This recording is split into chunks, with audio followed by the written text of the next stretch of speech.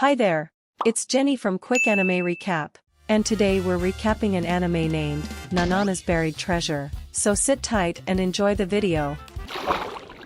The anime opens with Nanana Ryugajo running through a puzzled maze with her friends. She gets an idea to create an island full of adventure and fun. This island becomes reality as an artificial island in the middle of the Pacific Ocean, taking the name of Nanaejima. With 21 schools from middle school to college, fully equipped training facilities, it is the best place for any student to pursue their dreams, just as Nanana envisioned. Few years later, a boy named Yugo Yama has just docked at Nanaejima, finally free from his old house, and is excited to begin his new life.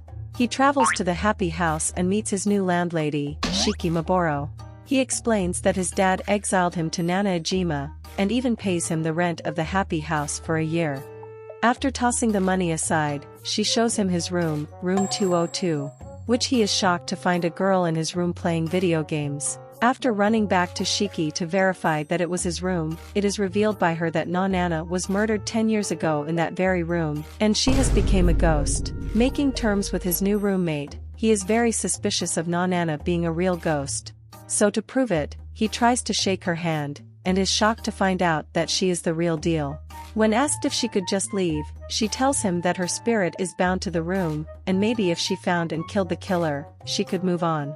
Which they then made an agreement: if she wins the fight she gets to stay, if she loses, she would act as his live-in girlfriend.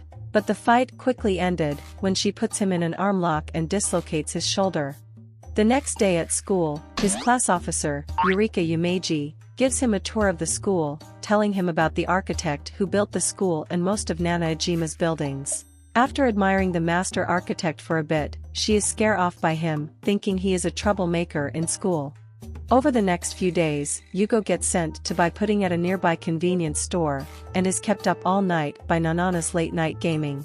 When Yugo is checking his phone at the restroom, he hears a beeping behind him, and sees a notebook, dubbed the Nanana Manual, which was written by her best friend. The notebook contains information about Nanana, including her weaknesses, favorite foods, and most important, the Nanana's collection. The next day, Yugo researches Nanana and finds out that she is the head of the Great Seven, a group of students who proposed the Nanaejima. Realizing that Shiki is also in the group, he visits her, wanting to know more about Nanana, which she tells him that she is one of the founders of Nanaejima, because she managed to find a hidden treasure and make the island a reality. She also elaborates that Nanana's fortune is worth hundreds of billions of yen, and among the riches, there are some unique items with magical powers. Yugo doesn't believe her at first, but Shiki insists they're real, and it's hidden all over the island in ruins. That night, a thief broke into a skyscraper and escaped, stealing a metal box and dropping it in an alleyway. Coincidentally, while Yugo is on the way home, he sees the box slowly drifting down towards him. After taking the box, Yugo asks Nanana about the jewel inside it. She is surprised that Yugo found it, and tells him that it is the light-up lie detector. To demonstrate, she tells him to hold it up to his eye, and she declares that she hates pudding, which Yugo sees a dark aura surround Nanana, indicating she is lying. When asked how she knows about it, she says it is part of Nanana's collection. Meanwhile, the thief from before, Yukihime Fuji, is scolding her friend, Shutodomatsu, for not retrieving the jewel when she dropped it into the alleyway. When he offers the explanation that someone might have taken it, she wonders if such a coincidence is possible, and that when she finds the thief, she'll tear them apart. The next morning, a young girl named Tensai Ikkyu is sitting in a pile of garbage, and later is found by her assistant, Dark Hoshino. Tensai then goes on to explain, a phantom thief from Matsuri had dropped the stolen box into this alleyway, and one of their buddies was supposed to sneak in and get it. But from all the trash in the alleyway, she deduced that the person looking for the package didn't find it. She then points at the nearest convenience store, saying the answer is right in there. Minutes later, Yugo answers his door to find Dark in a maid outfit, and Tensai covered in trash. Which Tensai then dramatically introduce herself as a master detective, and request to take a bath in his house. When Dark is drying Tensai's hair, Yugo comments that Nanana doesn't have a scent, earning a fist to his nose. Tensai then accuses him of being a thief and puts on a CD to prove it. The CD turns out to be a recording of Yugo reading a magazine with maids in it. Nanana is disgusted by this, so Yugo tries to turn off the TV, but Tensai sets Dark on him. When she puts him in an arm lock, he accidentally touched something. Curious, Yugo lifts her skirts up, revealing a boxer's under. Both Nanana and Yugo are shocked to learn that Dark is not a boy, but a trap. Back to the main point, Tensai explains that the thief dropped the jewel into the alleyway, and that since he was the only customer at the convenience store, she deduces Yugo must have taken the jewel. Which Yugo then confesses to taking it, amazed that Tensai found him. She then decides to take the jewel back to the police, and tells Yugo and Nanana to be at ease. The next morning, Tensai made the news because the police thought she was the suspect. Yugo then leaves for school, hoping that he'd never meet Tensai and Dark again, but then finds out that they transferred to his class. After school, a redhead maid with glasses, Yuibara, comes to the class looking for Yugo. He bounds to her in delight, asking what he could do for her, and follows her to the Adventure Club headquarters, where he meets Isshin Yuiga, the president of the club.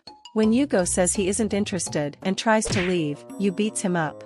Poor Yugo then asks what Isshin wants with him, so Isshin invites him to join the Adventure Club, a club that looks for pieces of Nanana's collection, which piques Yugo's interest. They then visit Nanana, and Isshin explains to her that everyone who'd lived in room 202 were essential to the club and that he was scouting Yugo. As a gift, he gives her her favorite pudding and leaves, saying that he'd be back to ask for her guidance soon. After they left, Yugo asked Nanana if she was upset that people were taking the treasures she'd collected. To which, she replies she didn't mind it at all, saying that happiness is meant to be shared. But when asked for the locations of the treasure, she refuses to answer, saying that it wouldn't be fun anymore if she told him. Back at the school, Yugo is faced with an entry test to join the Adventure Club, and Tensai and Dark decide to tag along too. Isshin gives them a key to a room, saying that they only need to conquer it. Once he entered, the room begins to transforms into a massive maze. As Yugo relentlessly runs back to the room after failing multiple times, Tensai decides that she'll have a go at it too. The three enter the room, and immediately Dark steps onto a desk and gets sent to the Shadow Realm. Looking at a poster that reads "Don't forget anything" that is alongside a school schedule. She walks over to nearby bookshelf and starts putting books into a backpack. As she does so, the desks light up and a path to the chest with Nanana's collection appears. She and Yugo climb up the path to the chest, and ultimately complete the test. Outside, a poor Dark is waiting for someone to rescue him from the tree he got snagged on. As they enjoys the tea produced by the leafless teapot, the relic they found in the treasure, Isshin formally welcomes the three new members to the club. And he then turns to Yugo and asks him a favor, which is to ask Nanana for the hint to the ruins hidden in the rising building. Yugo has to go through the pretend lover's trial with Nanana, in order to get the hint. After it is completed, she recites the hint. At the rising building, they split into two groups to find the room. Mere seconds later, they get a text from Tensai, informing them she found the room. However, the door requires a passcode to open, which Isshin tries his luck on it. When it works, he explains that the building's architect was a friend of Nanana, so he figured the passcode must be his birthday. After that, he, Yugo, and Tensai go in, and the ruins get working. A robotic spider lowers itself from the ceiling, and creates a maze of tunnels, with the Nanana's treasure chest right in the middle. When the three are walking along the tunnel, they spot the spider cut down a section of the tunnel. The group is slightly unnerved, but kept going anyway. When Tensai notices that the spider is cutting the tunnel she's in, she almost falls to her death, but Yugo quickly catches her arm and pulls her up. After being saved, she thanks him, and quickly orders Yugo to run around the maze so she can figure out a way to traverse the maze. After Yugo completes his run, she gives Isshin a set path, so that he can run around in newly formed tunnels, which can't be cut off, and run straight to the chest. Isshin manages to make it, completing the puzzle. The group then opens it, and find a dragon scepter in it. Unexpectedly, Isshin uses it against them, freezing them in place using the magic of the scepter, while he teleports to the exits. Outside, Isshin puts Dark to sleep, and runs off with Yu. In the ruins, Yugo and Tensai are sitting on the floating chest hugging each other to prevent their fall. Yugo then pulls out his phone and contacts the police, but a blushing Tensai tells Yugo that his breath is tickling her neck, and she ends up falling too close to Yugo. When he is annoyed by her acts, Tensai frantically states she has never hugged a man before, making him blush. With time on their hand, Yugo asks her why she wants to be a master detective. To that, she explains that she wants to make her mark on the world and doesn't care what people think about it. Just then, the police arrive and rescues them. Tensai then finds the sleeping Dark and wakes him up.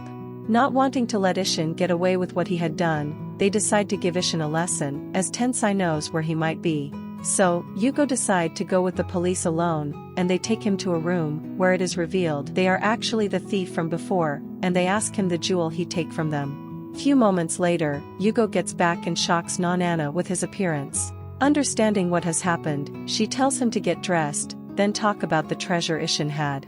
Turns out, the scepter, named Wizard's Cane, is a cane that has magical power that does everything it can to fulfill its bearer's wishes. Yugo then receive a text from Tensai about Ishin making a deal with Shunju Ikaku, one of the Great Seven, and they later meet up in a secluded place.